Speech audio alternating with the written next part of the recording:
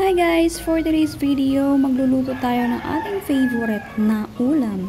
Yan ang ating nilagang baboy.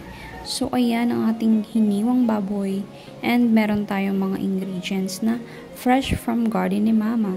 So ayan ang ating hiwa serye. Kasi nga medyo matigas kaya kailangan talaga ibigay ang best. Charis! So ayan na nga, kailangan talagang i-force. And mag-i-start na tayo. And nilagay ko na din dyan yung half kilo ng baboy.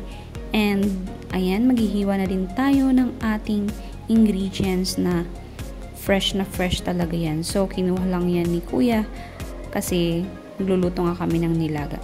And syempre masarap naman kasi pag madaming gulay.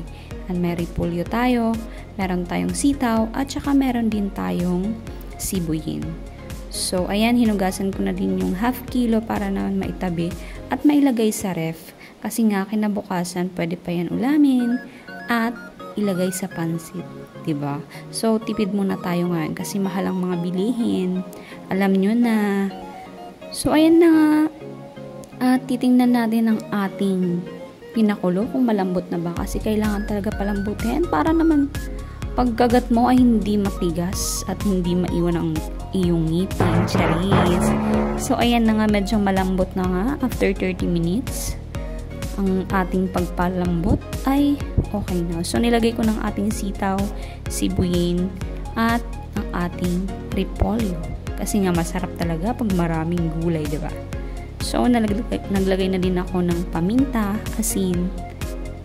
Ayan, para naman may timpla na siya. So, kung makikita nyo, ayan, ready to eat na at ako ay nagugutom na rin. So, pwede na siyang hanguin.